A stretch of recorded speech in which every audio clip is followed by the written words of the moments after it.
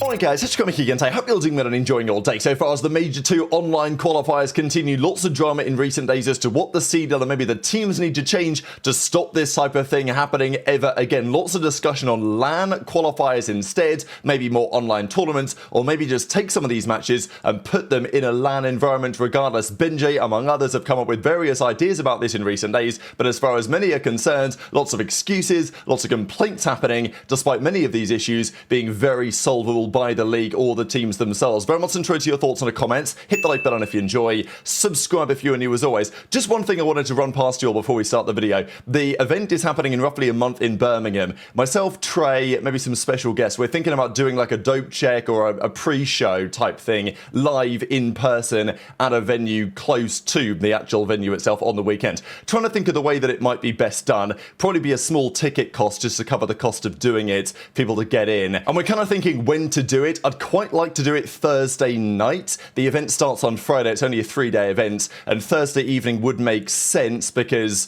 well, people who are obviously playing at the event the next day or commentators or whatever, they would have the free time to come and get involved potentially. That's an option. But I was thinking, you know, will people be there already Thursday night because the event starts Friday? Maybe everyone's just going to drive in on the Friday. I think there would still be the appetite for that, but intrigued to your thoughts in the comments. The other option would be to do it, you know, lunchtime on Friday, Saturday, maybe even the Sunday, get some beers in before the matches. But, you know, you could also get the beers in Thursday night before the weekend. So anyway, just a few thoughts there to give you guys anyway, if you guys are attending Birmingham, because I know there's lots of you that are. It's going to be a really big event, which I'm massively looking forward to. So thought we'd try and make something special happen, given it's a UK event and all that. Now, a couple of other things. Boston, they've officially made the change. Dom was talking about the importance of Spart on Bush, the fact that he's now gone. Boston actually put this out yesterday, and here's Spart turning up for the first time with the team. So Cammy is gone, Spart is in. The question really is it going to make any difference, right? I think Spart's a pretty quality player. I think he can come into the league and do a solid job again, but is it moving the needle that much compared to Cammy, given arguably the SMGs are where people really needed to look? You know, I still think Snoopy can be a quality player as well. He was solid last year, started this year well. Maybe they just need a bit of internal revival. I don't know. But a one-man move and making it very clear that it is a one-man move for now is a little bit of a surprise to me, especially when this clip was doing the rounds yesterday for this new FaZe documentary, when the FaZe boys realise that they're going to play Boston, and Simp comes into the elevator and says, nice, I get to farm Purge. That's a plus. And Simp's like, yo, that's on me, I didn't mean it at Purge. But it's like, you know, he said this for a reason, right? He definitely said that for a reason. Let's talk about some of the drama, though, in the COD League. BenJ was talking about quite a lot. Of course, Doug got sketched on, couldn't quite figure it out in time. Yesterday, there was all that roster drama culminating, at least in some parts, with all the teams getting sorted for the Elite this weekend, but also resulting from Spart going to Boston, the resulting chaos that led to. Ended up Doug getting dropped off his team, unfortunately, last minute for him. The other big story that BenJ was trying to make happen over the last couple of days was this OpTic versus Thieves match this weekend. It's coming up in a couple of days' time now. This is a big one on paper, and we are well in the midst of these online qualifiers. Does anyone really like online qualifiers? Okay, we've had this for years in the league at this point, and we have other potential solutions. They've played around with the minor tournaments, and we have more to come. I think Major 3, Major 4, there will be a minor tournament, not in Major 1, Major 2 this year. And these online matches, they take a toll on the players, who don't like them. They take a toll on the fans, they take a toll on the viewership, and it's been pretty frustrating having a great Major 1 cycle, culminating in a fantastic Major in Dallas, and then here we are with 6 weeks of matches online, which the top teams treat effectively as scrims. So there might be a better way to do this. Well, there is a better way to do this. We've done it in the past, but could we make the best out of a bad situation? Which is to say, okay, for some of the key games where it could be done, would it be possible to bring more attention, activity, content around some of these matches? BenJ's idea was, okay, could we maybe get the OpTic boys and the Thieves boys in the same room, in the same building, set this up and make it happen? change the way that it was broadcast to a certain extent as well. Again, it takes some cooperation from multiple parties. The teams would have to agree. Again, the players aren't going to go out of their way to do this, as we talked about yesterday. But if the teams agree that they want to make it happen, they put the resources, which wouldn't be much, in place to make it happen, it would still, I think, then require the league to not only approve it, but also to try and generate something else out of it, right? Because what's the point playing in the same room if the broadcast is still going to look exactly the same? Yeah, maybe the teams can get some of their own better content around it, but Dashy would say, well, it's still only 10 points, right? This isn't a LAN event. So BenJ then says, look, here are a list of matchups between teams that are based in Dallas-Fort Worth, and also the facility they could potentially host another team. Easy marketing campaign, generate maximum hype going into Major 2, which of course is going to be a big one. These are the dates of the games, and as expected, BenJ's put it all together. Now, this caused quite a lot of stir, let's say, between certain parties. Zinni says, there is no point to this, which I do agree with in part. There's no point to this unless the league figures out a way to make it look different than normal match day and broadcast. LAN doesn't exist because nowadays you don't plug the PlayStations into one another like you used to. You're still effectively playing on a server, but you're just in person next to one another. But if they play in the next room, it's basically the same. But of course, it's not the same, right? We want to see the players set up opposite one another like we see at a LAN tournament. And it would be better if that was done, but of course it's the league. It doesn't seem are going to go out of their way to do this. So anyway, Ben's trying to find ways to do it. Method says, I'm just giving my opinion. If a ton of fans think it would improve the viewing experience, we should try making it happen, he says.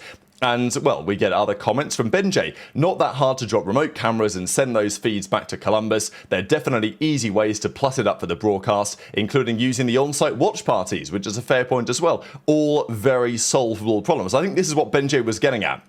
Is that BenJ was dealing with a lot of excuses, a lot of complaints as to why this can't be done. And Ben says, look, if someone really was willing, and it's not even someone, right, just a few people, and I think it would take cooperation from the league. I think this, again, is kind of what's a little frustrating here, is that the league has some budget, they have some resources, maybe they have zero budget, I don't know, but presumably they have some resources to help make some of this stuff happen. It wouldn't be incredibly costly. I think it would make things better for the audience rather than dealing with, and also for the players. I think the players, while they might not want to go out of their way, I think they would prefer something different compared to what they play week in, week out. So Ghosty brings a little different perspective here and says, look, the Thieves facility is pretty tiny, but FaZe and OpTic do have large spaces. Unsure of the Falcons, but those are realistically the only teams that could make this happen. Now, Ariane as well is going to make a few comments on this from Cloud9, we'll see in a second. It's a logistical nightmare. Someone is going to have to drive 30-40 minutes with 6 PCs and 6 monitors somehow in a car to each location for each weekend and hope they can stay for their other potential matches against other teams. So, yeah, I mean, sure, that there are some logistics to consider, but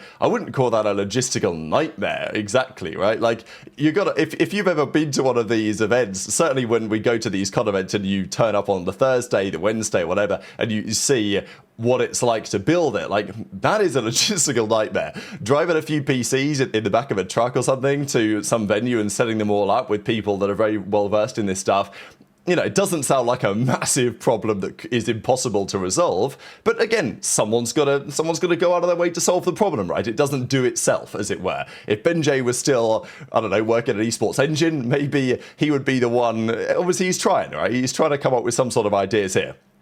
Ghosty so says, okay, who's going to do it? BenJ says, look, the league, EFG, ESL Face It Group, basically those guys who run the show, they hire assistants to assist with transport and setup. Again, maximum few $1,000s.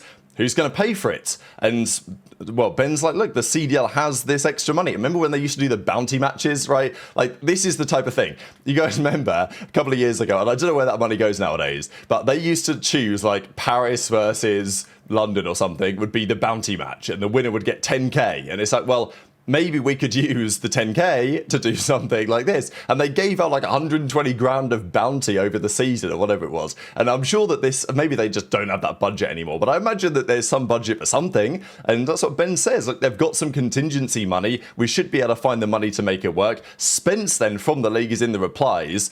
The only thing he replies to, as it seems, is Ghosty talking about how it's going to cost a bit of money to upgrade a PC. This is what Ariane from Cloud9 has to say. Of course, it's just, you know, it's a little bit funny coming from the Cloud9 coach because obviously their team's in a shambles. But, you know, okay, we'll just talk about the arguments here. The first hurdle is that every team only gets 6 PCs. 4 players, 2 coaches means you've got to move and set up all of those PCs with one team overnight. Quite a few of these are on Friday, so plenty of time to sort things out. Surely teams won't want to practice or scrim in the same room of each other leading up to a match against them. Any day that you don't play a match on the weekend is just a practice day. Again, it's, yeah, as Ben says, if you can't get over this problem of like scrimming in the same room against other teams in the same room or whatever, then you're just too soft. And then he says, well, look, you're risking competitive edge for the sake of better content.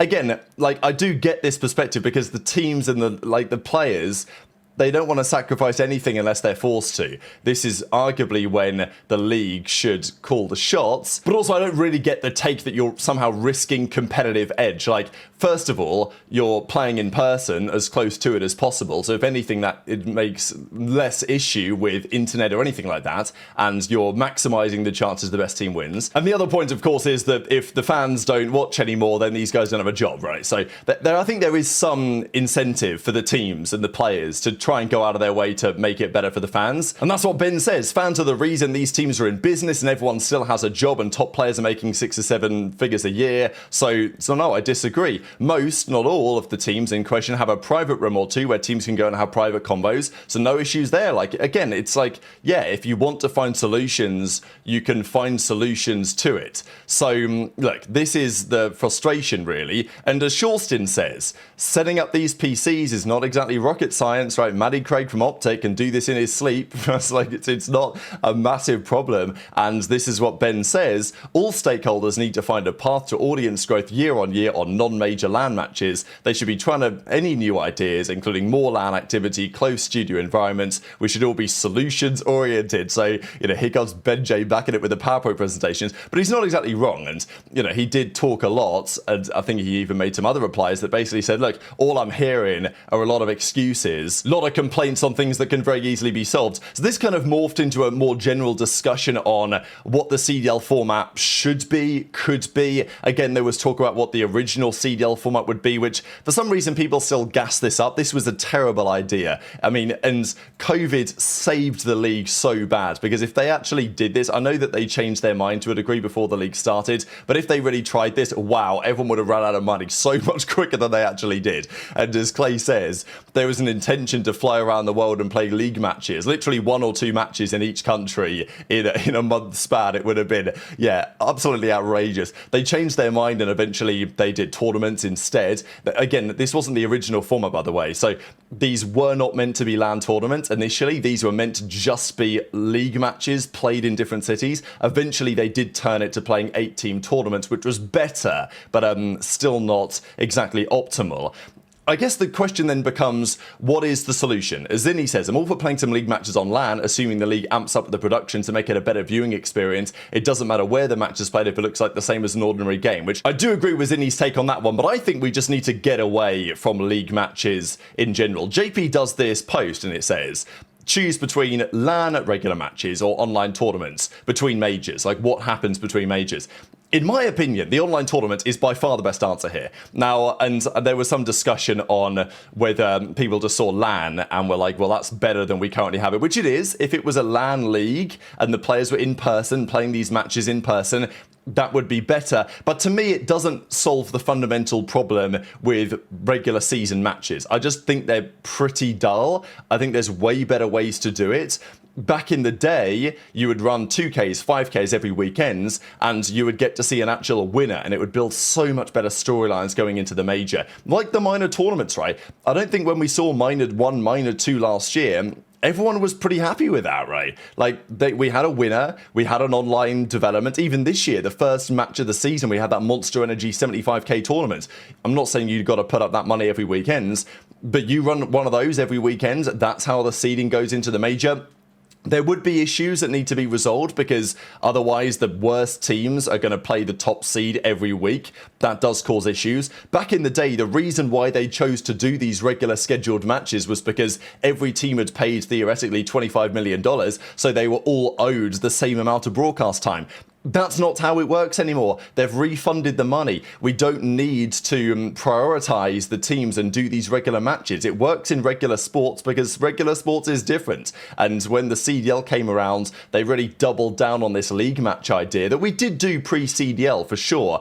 But it was a much smaller part of the season than it is today. EasyMac and X go back and forth on how some of these ideas might work, how that I'm not going to go through this entire post, but the point is, people are debating it heavily right now. Daniel Say made that post a few days ago about the finals format, so I'm hoping that at the very least the CDL is listening about some of these potential solutions. So very much enjoy your thoughts in the comments, hit the like button if you enjoyed, subscribe if you're new, take care, and I'll see you next time.